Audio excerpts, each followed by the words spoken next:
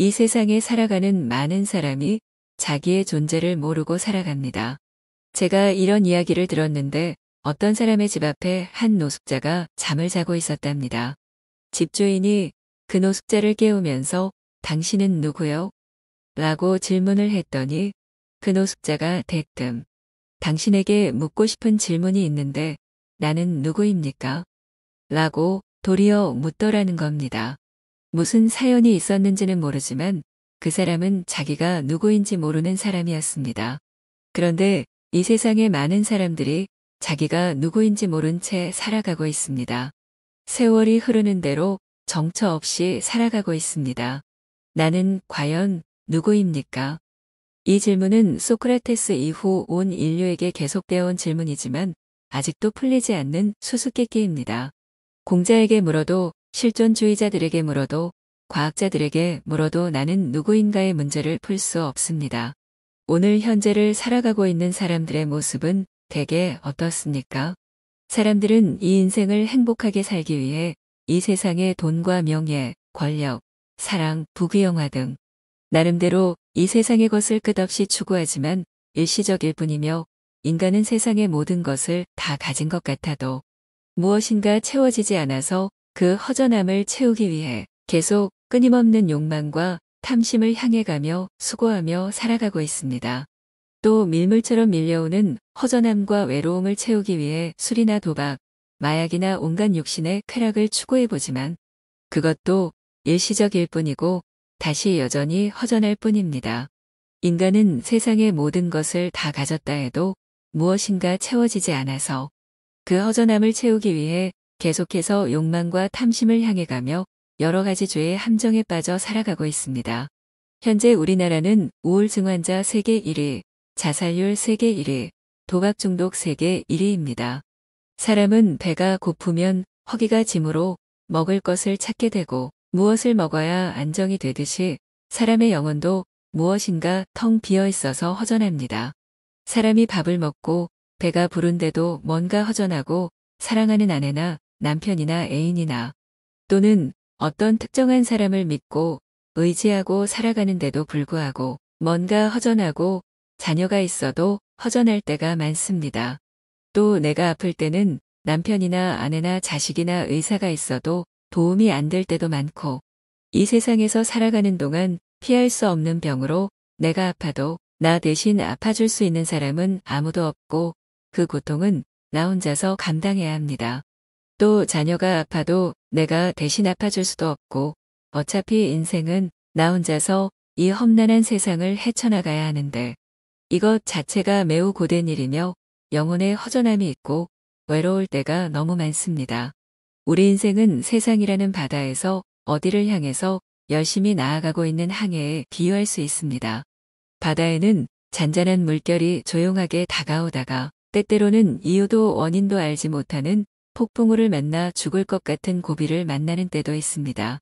인간이 태어나서 세상을 살아갈 때 때때로 인생의 기쁨도 있겠지만 누구든지 인간은 죽을 때까지 폭풍우가 같이 갑자기 들이닥치는 인생의 여러 가지 많은 걱정과 슬픔과 고난을 많이 겪고 살아가고 있습니다.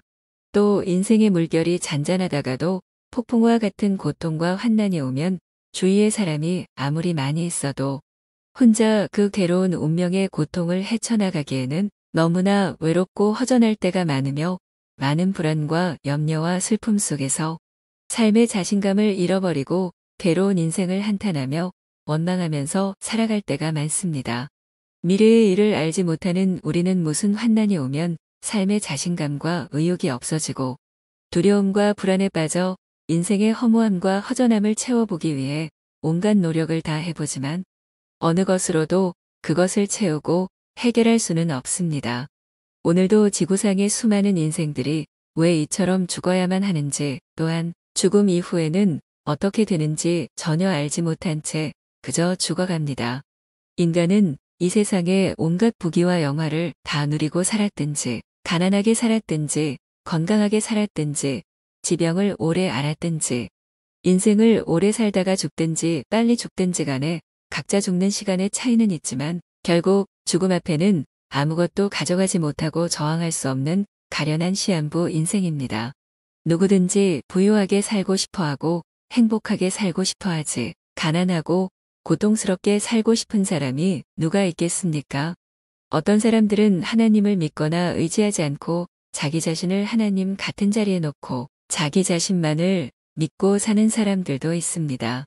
그러나 자기의 갈 길과 운명을 알지 못하는 수많은 사람은 이미 다가오지도 않은 일을 미리 걱정하고 자기가 계획하는 일조차도 무슨 일을 해야 할까, 또 나의 미래에 무슨 일이 다가올까 두려워하고 어떻게 될지 궁금해서 점쟁이를 찾아가 점을 치는데, 점쟁이마다 자기의 운명에 대해 다르게 말하는데도 점쟁이에게 물어보고 의지하려고 합니다. 때로는 무당을 찾아가 굿을 하기도 하고, 어떤 사람은 사람의 손으로 만든 신과 같은 존재를 바라보며 신이라고 절을 하고 숭배하기도 하고, 어떤 사람은 달이나 해나 아주 큰 나무나 어떤 특이한 자연 만물에 자기의 원하는 바를 성취되기를 바라고 빌면서 의지합니다. 또 어떤 사람들은 다른 어떤 종교를 믿기도 하고, 또는 선행과 고행과 노력을 하면서 자기의 인생의 염려와 불안을 없애려고 합니다. 미래의 일을 알지 못하는 우리는 무슨 환난이 오면 삶의 자신감과 의욕이 없어지고 두려움과 불안에 젖어들게 되며 여전히 인생의 허무와 허전함을 채워보기 위해 온갖 노력을 다 해보지만 세상의 어느 것으로도 채울 수 없습니다. 사람은 누구든지 죽지 않고 영원히 행복하게 살고 싶은데, 내가 이렇게 살다가 언젠가 죽어 어느 곳으로 가는지조차 모르고 산다는 것은 너무나 두려우므로 사람들은 의식적이건 무의식적이건 다가올 죽음을 일부러 생각하지 않고 살아가려고 하지만 결국 죽음으로 향하여 가는 죽음의 병에 걸려 모두가 살고 있습니다. 사람이 죽지 않고 영원히 살 수 없는데 우리가 이 세상 전부를 얻는다 한들 과연 죽음 앞에 무슨 유익이 되겠습니까? 또한 너무나 많은 인생의 고통 속에 온갖 노력을 다 해보아도 그 허전함과 외로움의 문제가 심해지면 때로는 우울증이 들고, 더 심한 경우는 왜 내가 이렇게 살아야 하나? 죽으면 그만이지 하면서 그 감정을 통제하지 못하면 자살을 하는 경우도 있습니다. 자기를 잃어버린 사람은 나의 시작도 모르고 왜 이렇게 죄 속에서 방황하며 살아가는지 이 근원적인 질문에 대답할 수 없습니다. 우리는 아무리 바쁘더라도 또는 아무리 생각하고 싶지 않더라도 나를 찾아가는 길을 가야 합니다. 과연 나는 누구입니까? 다윈의 진화론에 따라 인간의 형상을 입은 것이 아니라 과학이나 철학에서 말하는 존재가 내가 아니라 오직 성경을 통해서만 우리는 내가 누구인지를 바르게 알 수 있습니다. 나는 누구인가에 대해 물어볼 대상은 오직 하나님뿐인 이유는 하나님께서 하나님의 형상과 모양대로 만드셨고 나의 모든 과거와 현재와 미래까지 다 알고 계시기 때문입니다. 나는 원래 하나님의 형상과 모양대로 지음받은 귀한 존재입니다. 창세기 1장 26절부터 28절까지의 말씀입니다. 하나님이 이르시되 우리의 형상을 따라 우리의 모양대로 우리가 사람을 만들고 그들로 바다의 물고기와 하늘의 새와 가축과 온 땅과 땅에 기는 모든 것을 다스리게 하자 하시고, 하나님이 자기 형상 곧 하나님의 형상대로 사람을 창조하시되 남자와 여자를 창조하시고, 하나님이 그들에게 복을 주시며 하나님이 그들에게 이르시되 생육하고 번성하여 땅에 충만하라. 땅을 정복하라. 바다의 물고기와 하늘의 새와 땅에 움직이는 모든 생물을 다스리라 하시니라. 이 세상에 수많은 책들이 있지만 첫사람에 대해 상세히 말하고 있는 책은 오직 성경뿐입니다. 첫사람인 아담은 하나님께서 흙으로 손수 빚으셨고 그 코에 생기를 불어넣으셔서 영혼이 있는 존재가 되게 하셨습니다. 심지어 하나님의 형상과 모양대로 창조되어 하나님의 닮은 꼴이고 하나님과 교제할 수 있는 존재가 바로 사람입니다. 하나님께서는 아담을 먼저 창조하시고 그 다음 아담의 갈빗뼈로 아내인 하와를 만드셨습니다. 하나님은 아담과 하와를 보시며 심히 좋다고 말씀하셨습니다. 하나님께서는 인간을 하나님의 형상과 모양대로 창조하신 후 그들에게 명령을 하셨습니다. 생육하고 번성하여 땅에 충만하라. 땅을 정복하라. 모든 생물을 다스리라 고 말이죠.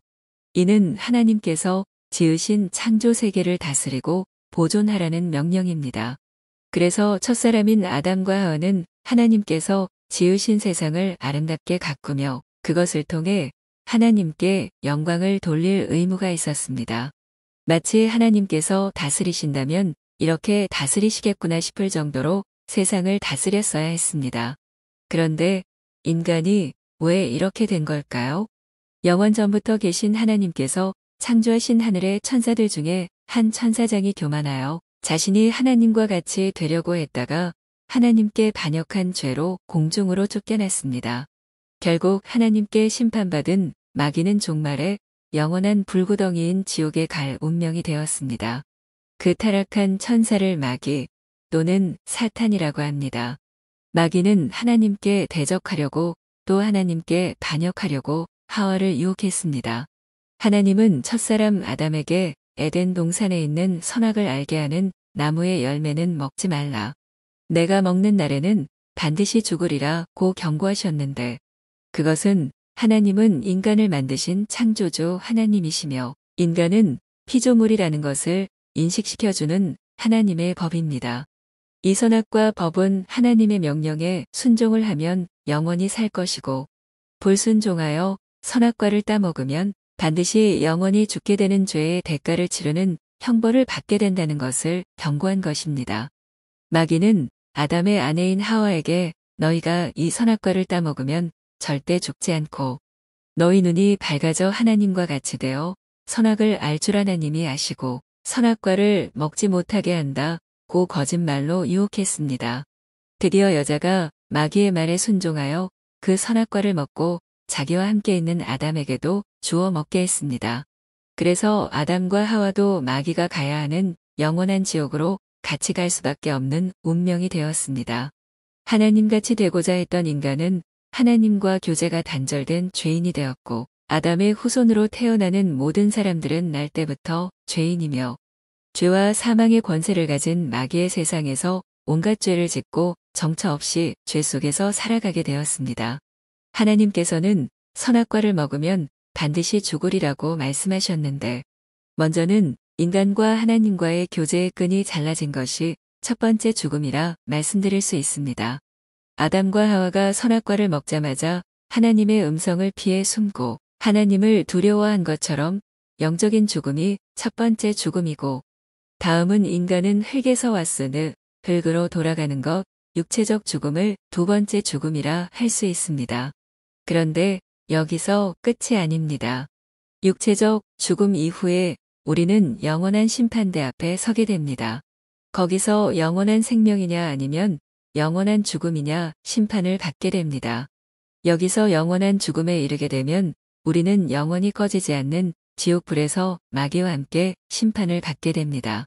그러나 사랑이 많으신 하나님 아버지께서 죄 속에서 죽어가는 사람들을 구원하시기 위해 독생자 예수 그리스도를 이 땅에 보내주셨고 예수님은 인간의 몸을 입고 이 땅에 오셔서 인간들의 죄에 삭힌 죽음을 철폐하기 위해 십자가에 못 박혀 죽으시고 부활하셔서 승천하셨습니다. 사망 권세를 깨뜨리셨습니다. 이제는 누구든지 그 예수 그리스도를 나의 구주로 믿고 사는 사람들은 죄사함을 받고 하나님의 자녀가 되어 저 영원한 천국에서 영생복락을 누릴 수 있습니다. 죄인의 마음속엔 하나님이 없기 때문에 인간은 세상의 모든 것을 다 가진다 해도 마음의 공허함을 메울 길이 없지만 공허와 허무뿐인 인생이지만 하나님이 내 안에 오시면 원래 하나님이 지으신 본연의 모습을 찾을 수 있고 마음 깊은 곳에서 흘러나오는 기쁨과 평안이 생깁니다. 세상의 모든 창조물이 그렇지 않습니까? 모든 물건은 그 지은 목적대로 사용될 때 가장 보람있고 의미 있습니다.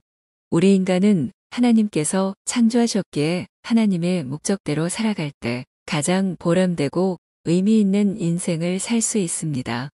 우리의 모든 문제를 해결하시는 예수님을 구주로 영접하고 내 안에 계신 예수 그리스도로 이 세상의 모든 유혹을 이기며 행복한 천국의 기쁨을 이 땅에서 누리며 살아가시는 우리 모든 성도님들 되시기를 축원합니다.